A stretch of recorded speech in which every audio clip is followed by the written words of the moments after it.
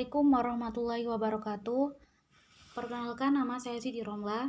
Saya dari kelompok 4 dan anggota kelompok saya ada Ririn Hoirul Mila. Di sini saya akan menjelaskan mengenai cerpen atau cerita pendek. Cerpen merupakan sebuah bentuk karya sastra berupa prosa naratif yang bersifat fiktif. Cerpen berisi tidak lebih dari 10.000 kata. Cerita pendek atau cerpen adalah suatu bentuk prosa naratif fiktif yang cenderung padat dan langsung pada tujuannya dibandingkan dengan karya-karya fiksi yang lainnya. Cerita pendek sukses mengandalkan dengan teknik-teknik sastra seperti tokoh, plot, tema, bahasa, dan insight secara lebih luas dibandingkan dengan fiksi yang lebih panjang. Sejarah cerita pendek. Cerita pendek berasal dari anekdot atau sebuah situasi yang digambarkan singkat yang dengan cepat tiba pada tujuannya.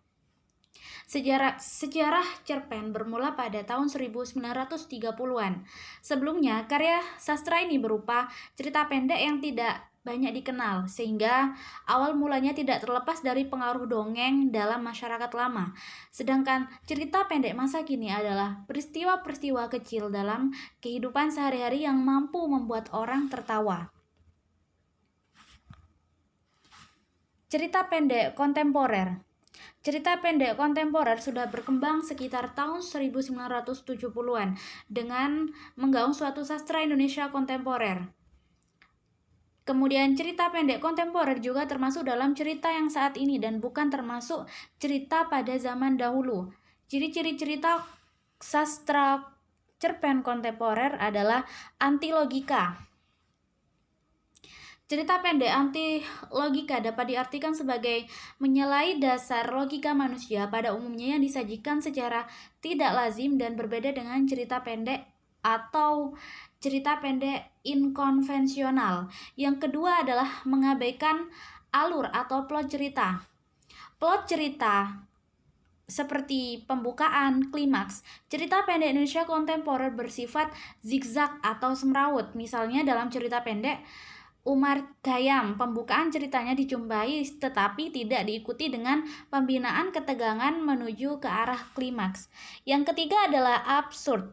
Dikatakan cerita pendek karena merupakan karakteristik suatu peristiwa yang tidak dapat dijelaskan dan sangat tidak logis. Adapun perkembangannya sangat tidak jelas dan bahkan tidak ada yang masuk akal sama sekali. Yang keempat adalah tokoh cerita pendek. Di dalam sebuah tokoh cerita pendek dijelaskan tokoh yang sangat jelas dan tidak ada satupun tokoh yang kurang jelas. Dan dalam tokoh cerita pendek ini sangat tahan terhadap situasi apapun dan keadaannya pun sangat tangguh. Kemudian yang terakhir adalah terasing dan serba kompleks. Suatu cerita yang sangat memukau dalam kehidupan sosial yang berada dan perekonomian yang sangat kompleks dan praktis. Di sini pada karya sastra terdapat unsur-unsur yang bersifat cerita yang termasuk dengan cerpen. Unsur cerpen tersendiri terdapat unsur cerpen intrinsik dan unsur ekstrinsik. Kemudian di dalam kelompok 4 kita menganalisis cerpen yang berjudul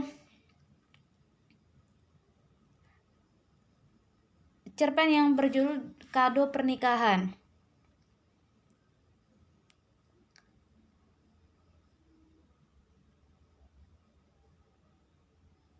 Di dalam cerpen Kado Pernikahan terdapat kekontemporeran cerpen tersebut yaitu anti tokoh. Cerpenis menggambarkan watak tokoh yang sangat luar biasa yang seharusnya dilakukan oleh setiap individu muslim. Novel yang dianalisis sebelumnya mengenai tentang pra-pernikahan dalam Islam. Namun pada analisis cerpen yang kali ini yang bertemanya kelanjutan novel tersebut. Kalau novel yang membahas bagaimana hubungan yang seharusnya dilakukan antara muslim dan muslimah sebelum diikat pernikahan, tetapi pada cerpen ini membahas tentang apa yang dilakukan oleh muslim dan muslimah setelah pernikahan. Di sini terdapat tokoh yang bernama Nisa, Bu Digo, Bu Atin, Bu Roro, dan Mas Pram,